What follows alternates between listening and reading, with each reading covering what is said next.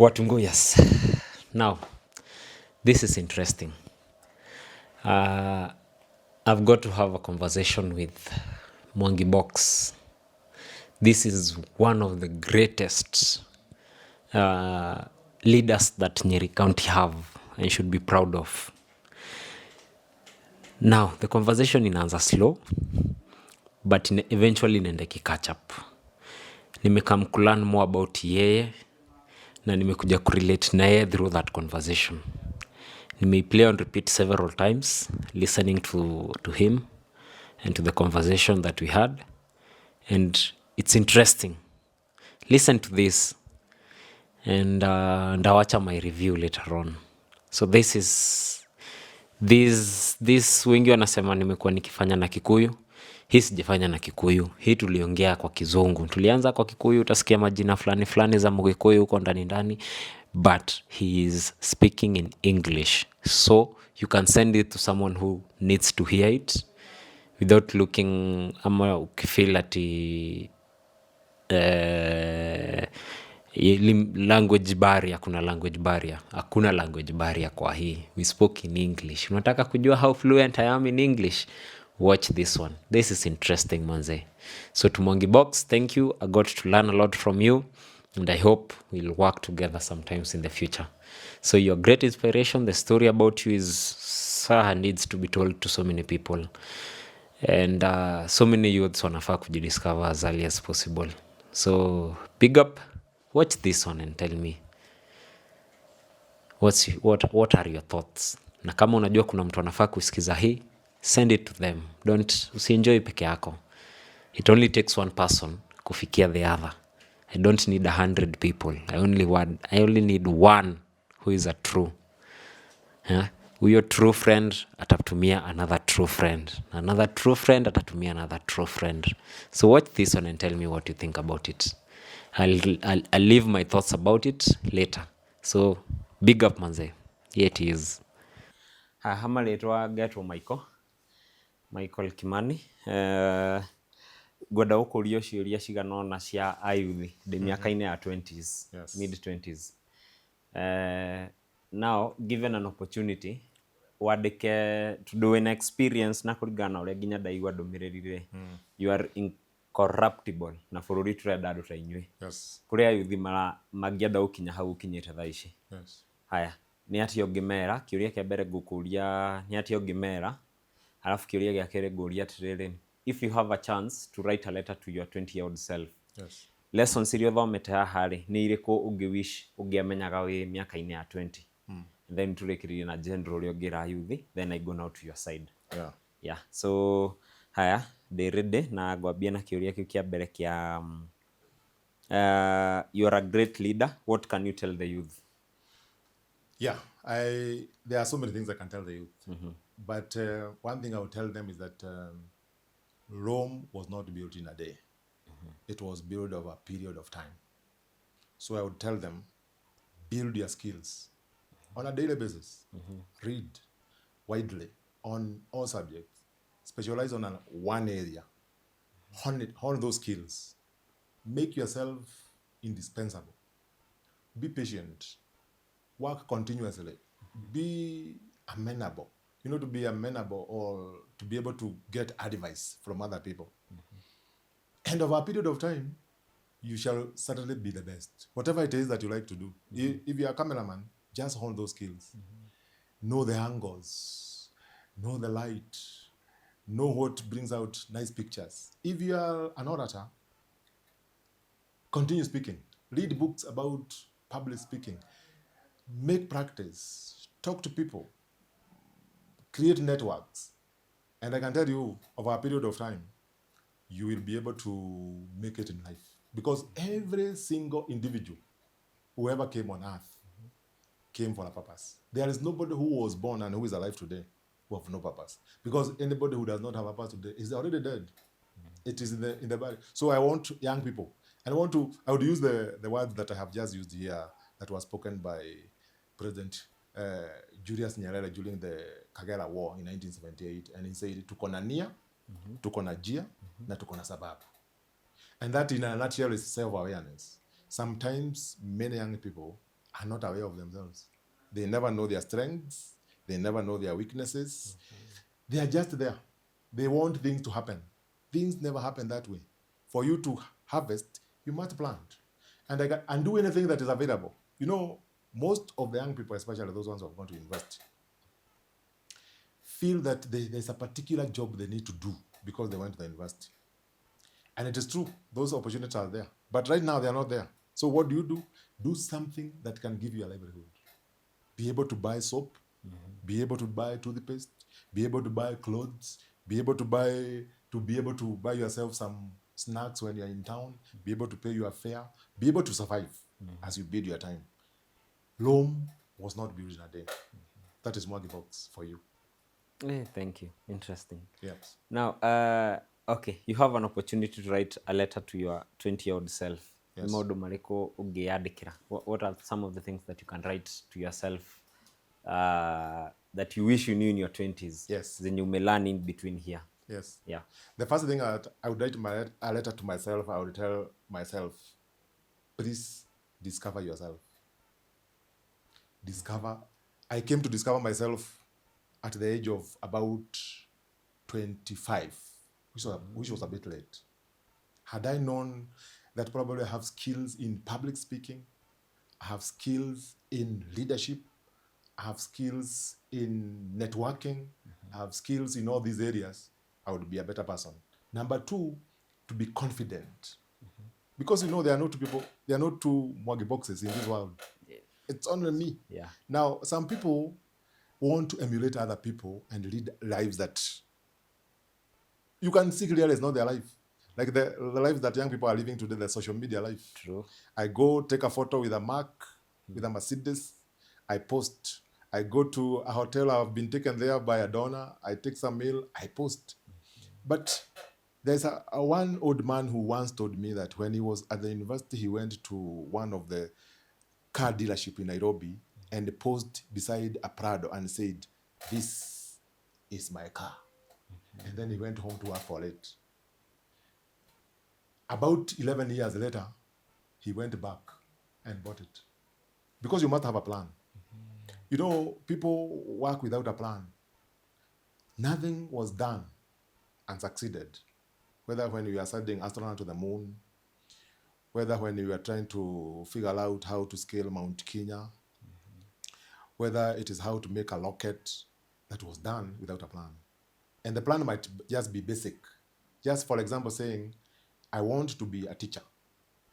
When I wanted to be a chief officer, because I was a sub-county administrator, and the interviews were, the job was advertised that I applied. Now I went to the people who have been to those interviews. And I told them, so what do they ask you when you go for interviews to be a chief officer? And they told me, then there are also those things I figured out that this one they would ask me about. Do you know I went somewhere and studied for 2 weeks? Like I'm studying for an examination. And when I went for the interviews, I scored 86%. Wow, so you were ready. Yes, so whether my employer wanted it or not, he had the closest person was 70%. So Whoa. You must have a plan, you must work towards it, you must believe in yourself. I like the way the Gen Z have confidence. That's something that they can work on for their benefit. They are confident, even at the workplace. They are not so, they are not so fearful. They will come and ask you questions that probably in our time we couldn't dare to ask. So that's something that they work on. Reading. There's nobody who have ever succeeded in this world without reading. Read all sort of things. Read. Social media is good. The phone is good because that information is like eating food that has already been refined. But when you read, it's like eating food that is raw. It's like eating, that ugari of number kumi versus that refined flour. So when you consume stuff from social media, it's really that refined. Inaingia tu na inatoka haraka. But if you read a quote, then it sticks in your mind, and every time you think about it, it comes back. And social media can also be very good to read, but you can't depend your whole life. You are on a phone. I have seen even policemen these days, they are at the bank you are guarding a bank, but you're still on the You're phone. on the phone. True. You remember there are some policemen who killed during the Garissa massacre at a Catholic church. They were guarding the church, but they were on social media, so they never saw the terrorists come. So it cannot be, and the phone should not make you a slave. So read, be confident, know there is a purpose where that's what I would tell myself. George, box, there must be a reason why God brought you on earth. Then I should look, what is this purpose? For example, my purpose is to serve people. I have no other purpose. Every time, everywhere I go, I feel I want to serve people. I want, for example, in the department I work, when I became a chief officer, one of the problems I faced when I was trying to study is young people getting attachment. You find a parent going to beg. So when the first month when I went there, I said, this is a policy declaration I'm making. Any student who come to seek attachment in this office and they are doing a related course, let them get it without even knowing where I am. They just bring the letter. I sign there that we have a vacancy, they take it to human resource, they come back. That year alone, because I stayed there for about a year, we got 80 students on attachment. Wow. And we were number one in the performance contract in terms of getting attachments. The interns who came there, we also employ interns for about a year to learn how government works. I mentored them personally. I sat with them. I gave them hope. I told them, look, guys, you are just here for a year. Make better time that you are here. Explore. Go to other departments. Talk to people. Create networks. After this, you are going to get some, and I can tell you, all of them were absorbed. Those who got job when they're still attached, I tell them, go, learn, baby, go. Learn, baby, learn. Get the job. So you must be confident. I would tell myself, George, be confident. There are no two Georges. Mwangi box, hakuna Mwangi box wawili dunia hii, ni wewe peke yako. Then kwa nini uko hapa? Niko hapa sababu ya kuserve watu. Then what is it? Is there, I normally tell people I'm the richest man in the world. And they laugh because of course they know my economic status. Why I say I'm the richest man in the world is that things that don't belong to me, I don't envy people. If you're driving a Mercedes, well and good. If I'm taking public means, well and good. Probably I only need that above to get to town. Yeah. But some people want to live a life that they haven't graduated to. Today I tell people, if I want to go to any hotel today and eat, I will. But that does not prevent me from going to Karomaidho. In fact, that's where I spend most of my time. I take tea, mandazi, 30 bob, 40 bob. Doesn't change who I am. And you're satisfied with that? Perfect. I get some chips. I get some getheri, 50 bob getheri. I can be able to buy 2 other people. People say, oh, this is not your class. You shouldn't be here. I tell them, where is my class? What is class? And then most people, and that is where the problem lies, is they don't know why they are here. If I ask you why you are here on earth, why are you here? So when you are gone, what will they say? You did. But, yeah. You have seen people trying to carve their names on backs of trees. Box was here. But with the time, the back grows back and seals. It covers, yeah. Why don't you just do like the third president of Kenya, Mwai Kibaki did? Grew the economy. True. Up to 8% GDP growth per annum that has never been seen even today. Or make the marks that he attained at Nyeri High that has never been passed. So people look for that. But now you do things that I see. For example, when I talk to girls in high school, I normally go to mentor young people in high schools, and I tell girls, why would you struggle to have a hairstyle worth 5,000 and you're a student? Whom are you trying to impress? True. Whom are you trying to impress? You are a student. Everybody should know you are a student. So even the way you dress as a student. Even my own son, when I take him to school, sometimes I tell him, take public means. I have a vehicle, yes, but take public. Everybody is taking public means. So what is so special about you? After all, the vehicle is mine. It is not yours. Yeah. That's another point, true. Yes. So a lot of young people need a lot of mentorship. They need a lot of motivation. Nobody knows. Everybody is born. I can't transfer my knowledge to you as my son. You have to go learn it yourself. That's how God made it. We are not like those sickle cell animals that can mutate and carry the genes with them. As we have to learn. So young people and then don't give up. I was telling another guy I was talking to earlier in the day that Have you ever seen a person who is 40 years who is very successful? He has everything, and he's below 40. Below 40? Yeah. Very rare. Very rare. True. They have a house, they have a wife, they have kids who go to good school, they have a car, they have a plot. Those people don't exist because when would you make that kind of money? You have to take time to grow it. Yes. Yeah. But then the problem is also, I realize that we have the thieves in Kenya who have stolen wealth, and now they are also flaunting it because fools flaunt stolen wealth. You'll never see wealthy people flaunting wealth. Never. In fact, you'll see somebody like this guy who owns Facebook, Mark Zuckerberg. Have you seen the way he dresses? Yeah, very simple. It's very simple. T-shirt, Yeah. loafers, that's it. Look at Kipchumba Murkomen. He tells you that my belt is worth 100,000 Kenya shillings, and I'm driving a vehicle worth 30 million. Wow. Who, That's who, a point. Who flaunts well like that? Someone who has stolen. Okay, interesting. Maybe not even stolen. It means that you're not very bright, because deep livers learn silent. Deep livers you'll never hear a lot of noise, but shallow livers make a lot of noise. True. Yeah, look like people like Jenga Karume or John Mishuki, people who made their wealth over generations. You one day you saw Mishuki wearing a torn socks. Yeah, true. Because that's not an issue to them. Yeah, that's what I tell people. How people perceive me is not an issue, because I know myself. Yes. So young people, do not lose hope. Get your goals. Work towards those goals. Do not be diverted by the need of this world. Don't spend all your money on girls, because eventually, when you don't have nothing, you'll have none of them. Don't. There's a student I went to St. Mary's, and we used to go to have lunch in town, and this guy would have about 10 shillings. 10 shillings, then he would buy some, maybe tea and mandazi. And he would forfeit that lunch and give the 10 shillings and I would tell him, are you crazy? So in the afternoon, he can't use anything, and eventually he failed. And once you fail and then you lose life, that girl will never even talk to you again. Exactly.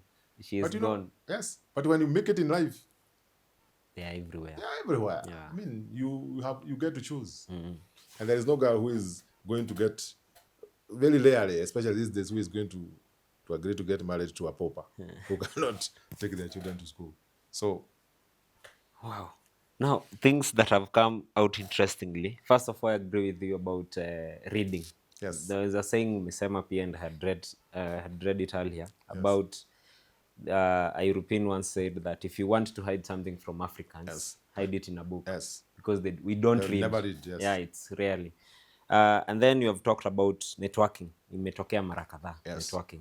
Yes. Now, can you give me an example how one can network? Because many are the youths when you have opportunity, but because they don't know how to network, what opportunities are not there. You know, networking is like we have met today. Yeah. Get my contact. Get to know what I do. Tell me what you do. Sometimes I get to invite people for probably a workshop. The other day we had invited some young people because there is an investor who want to come to Nyeri and invest, especially in the BPO sector. So I called all the young people I knew, I called them so that this investor can listen to Kenyans, because I told him Kenyans are very well educated. In fact, Kenyans, he was trying to compare young people in Kenya and India. And they were saying, Kenyans, the way they speak their English, it is very easy for them to be trained to speak like Americans, because the accent is going to disappear very fast, as opposed to the Indians. The Indians, okay. The accent is heavy. There is something also I used to tell people, and I tell them even today, young people, volunteer. Just volunteer. You've been to the university, yes.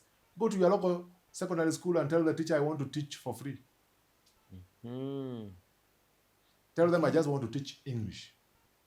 That's what I'm good at. Or chemistry. Because you are a graduate. And then you teach a few days, they say, this young man needs some fare. They give you some fare. Then with the time, an opportunity arises when you are there. And they say, who is a better person to be recruited than? You are going to get it definitely. My first job was a volunteer. We were training young people. We were training young people in livelihoods, how to prevent themselves from getting HIV, AIDS, and STIs, and pregnancies, and all those things, and giving them a career guide and all that. We were just getting a stipend of 2,000 shillings. We were called Friends of the Youth. 2,000 shillings. And actually, initially it was 1,750. Then they added 150. I did it for 1 year. I did it so well. I was appointed now their team leader, and my salary was doubled to now 4,000. Within a year, I was a team leader. Within 3 years, I was voted the best youth educator, and I was given an opportunity. That's the first time I flew as a volunteer. Of course, I flew later, but the first time, which is memorable, the first time you're flying and you can't sleep, was through a voluntary job. Wow. Flew to Mwangi. I was hosted in a 5-star hotel, what they call a presidential suite. For the first time, I slept in a presidential suite. Allow me to ask, how old were you at that? I was about 22, 23 there. Wow. What's your secret about? It's what you talked about here to Kianza. Yes. I was a trainer, and I would do it. I did it with my heart. I would bring stories. I would bring humor.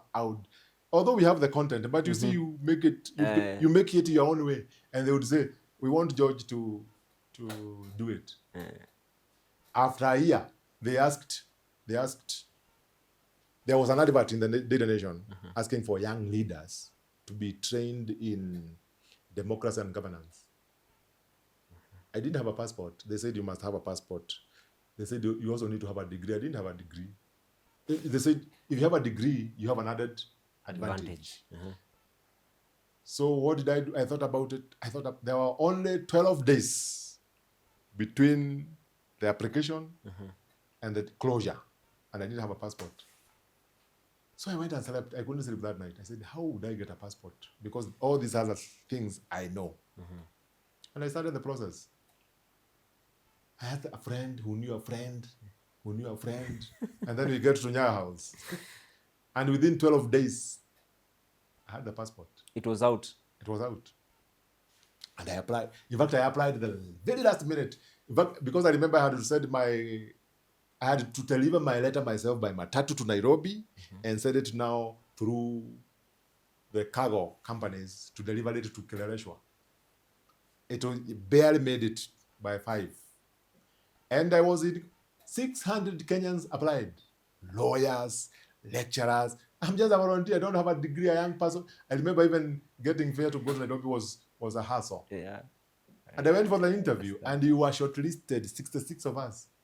And I went to the third stage, and I was shortlisted. I was number 15. They wanted 15. I was number 15.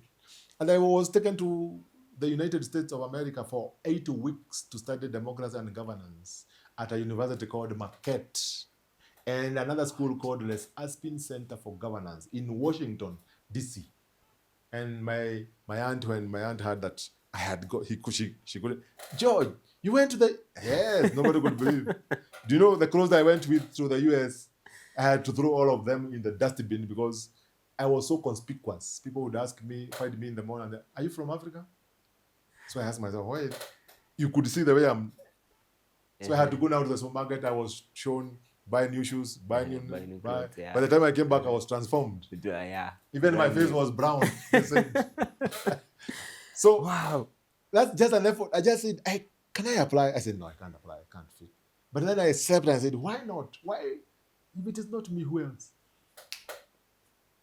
And believe you me, one of the best certificates I have is the Democracy and Governance Certificate from Marquette University. I have a master's degree in governance and ethics. I don't flaunt it the way I flaunt the Marquette certificate. It was an 8-week course that took me to Congress. I went to Senate. I saw the congressmen deliberating on issues. It took me to the Supreme Court. It took me to Washington Memorial. It took me to Arlington Cemetery where they buried JFK Kennedy. I went to states. I came a different person. In fact, I came because I had a small house and transformed all of it. I knew I was living in a shack. I had to transform it into a house. And then over the years, if you read my story, because one day I'll put it on paper, God willing. Yeah, amen. It is something that young people, when they read, because my mother was a market woman.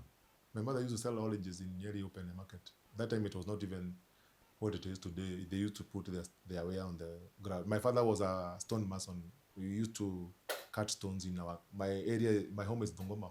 I used to go and help my father cut stones so that he can pay my school fees and pay my sisters. And of course, even today, people have a problem accepting who I am today. So when I tell them I want to be a member of parliament, they say, how? And I tell them, why not? Yeah, what are you looking for? Yeah.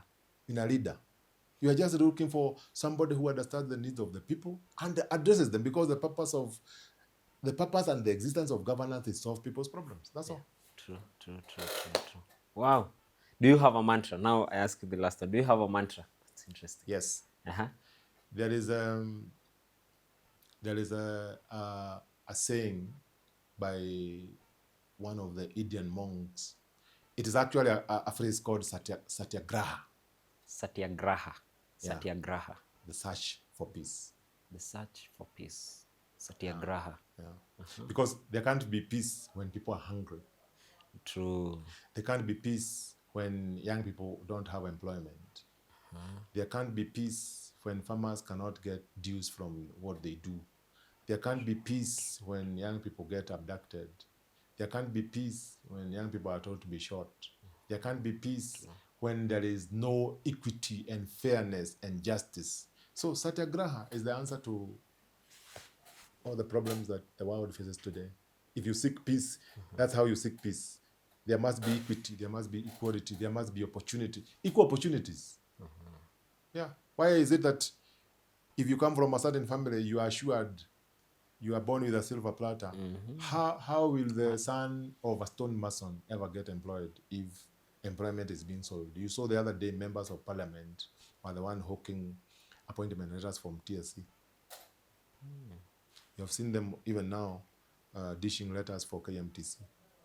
So how will the son of the market woman get an opportunity to go to KMTC to train to be a nurse? So satyagraha. The search for peace. The search for peace. And peace can never be found when those other factors are not there. And the other thing I normally say is that I'm also very outspoken. In fact, it puts me in a lot of trouble most of the times. For being outspoken. Yes, and that was right from primary school. I was a noise maker. Make noise in primary, I used to make noise in secondary, even today I make noise. Sometimes my bosses are not very happy because I speak my mind, and a lot of people don't like when you speak your mind. But there's also another writer he wrote the book called The Prophet. He's called Halil Gibran. He said that what is meant and it is never said, and what is said and it is never meant, between those two, most of love is lost. Wait, please come again. Between what is meant and it is never said, and what is said and it is never meant, much of love is lost. There's something you mean about me, but you never say it, either because you are jealous or you are frightened or that. So I'll never know. But then there are things you tell me, but you don't mean them. Oh, you tell me, oh, you are very bright, but you know very well that I'm a dadahead. But you tell me, so we are not being genuine to each other. So between those two, then a lot of love is lost. And of course, it meant even trust and all those other issues. Yeah. Wow, thank you for your time. Yes. Now, now you ilikuwa on my side. On your side, what message when you want to put inaweza kwa any message to people, to someone, to the youth, any message, any kind of message? Yeah, I want to talk to everybody. I want to tell them that by the time Solomon was writing the book of Ecclesiastes, where he said that all is vanity, he had seen it all. He had seen women, he had seen wealth, he had seen gold, he had seen wisdom, he had seen it all. So everything at the end of the day is vanity. Don't kill because of wealth. Don't steal because of wealth. Don't harm the people because of your personal gain. Serve other people. That's the only reason why I exist. Serve other people. In fact, somebody else said that we only exist to worship and to pray God. There's no other reason why I exist. But I see people amassing wealth. I see people trying to prove who they... You have seen people trying to prove who they are by what they have, which is stupidity. Because when you die, you only die with what is in your head and what is in your stomach. There's nothing else. In your head and in your stomach. Yes. Okay. Of course, by the time you die, of course, all the knowledge will still be there. Yeah. We don't know how it evaporates. Yeah. But those are the only two things. So do things for people. You know, like the department I learn, I tell people, let's have equal opportunities for all. Let the lady who serves as tea also get an opportunity to go to Kenya School of Government and do a course. Let her get an opportunity to go for sports. We normally have sports called Kikoska. Let her also go there and earn a per diem. Let her, when we are sharing resources, also get some. If we having t-shirts, let her also have her a t-shirt. If I'm the CEO and I carry 100 t-shirts home, they are meaningless to me. True. Yes. The only clothes today I'm wearing is what I'm wearing. Yeah. Or if I die today along the way home, all those other clothes, nobody will ever know about them. And even this one, they'll remove and they'll put new ones when they're burying me. So what is this fuss about hatred and jealousy and greed? In fact, what we call rapacious greed among Kenyans. It's mind-boggling. Rapacious greed. Yes. Wow. It is greed that is insatiable. We want to accumulate. You know, there is in my home, there is I don't know what it is called in English. There is a kind of a big rat called Gitore. Oh, Gitore. Yes, and Gitore is like a big rat and it feeds on nuts. So in my home, there is what we call macadamia trees. So it cribs, and sometimes macadamia have fallen. It comes and collects them and put them in the sheik, goes, digs a hole, hides them there, but eventually it forgets. So when we go to dig, we find, it already had put macadamia here, put macadamia, but it forgot. It's the same thing with this well that people are stealing. You know why I take a matatu, even though I have a vehicle, and not just any vehicle, is to display simplicity. And I feel so good when I see some young men passing me with a small car, and they're untouchable, and they even tell me, "Move out, you old man." And I know that my vehicle is in the garage. So that's not a big issue to me. Or when I go and see that you are wearing 500,000. There's a day Orengo was brought in the news that he was wearing a 500,000 suit. I don't know where he bought it from. So when I see you wearing a 500,000 suit, but you are dead ahead, it doesn't. I know that when I rise in a room and speak, people will listen. And when you speak, people will not listen. Exactly. Yeah. There's a time I asked Mutula Kilonzo, that time he was the Minister for Justice. That's the time we are reviewing the Constitution. I told him, Minister, Radua, do you know the information hall, which is Huduma Center? Yeah. It was Huduma Hall then. That's where we met. And I was representing the young people. And I rose and I told him, Honorable Minister, I know you have come here so that we can look at the Constitution and accept. I just have one simple question. Take the Constitution, open it, point to me 4 or 5 articles that says that if I get lost in Mount Kenya today, the government of Kenya is going to harness and do everything possible for me to be found dead or alive. Do you know he couldn't answer that question? He went round. Because I was telling them, when the British get lost, the British mobilizes all resources, whether they are airplanes, helicopters, climbers. You have seen even today Israel is still searching for their dead in Gaza. They haven't given up. The dead, they want to retrieve those bodies and go and bury them. Do you Their know the land. amount of wealth they use? That's a lot. That must be a lot. So he couldn't. And true to that, even today, a Kenyan can die and rot away without anybody caring. True. So that is it. That is Mwangi Box for you. Thank you, thank you. Oh, you haven't introduced yourself. Just a small introduction so that people may know who you are. Yes. Yeah. My name is Mwangi Box. Mwangi Box currently is the chief officer in the department called Trade, Cooperatives, Culture and Tourism. This is my 5th year being a chief officer. Before then, I was a chief officer in a department called Gender, Youth and Social Services, where we did a lot for young people. Before then, I was a sub-county administrator, who is the equivalent of the deputy county commissioner in the national government.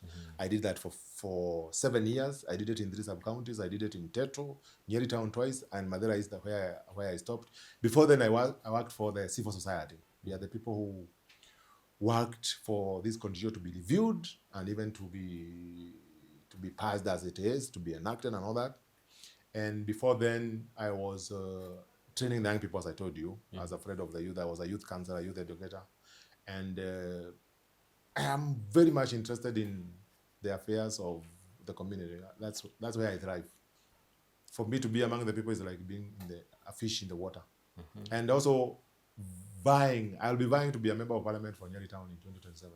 Yeah. So that is Mwangi Box for you. We ought leaders like you. Thank you for your time.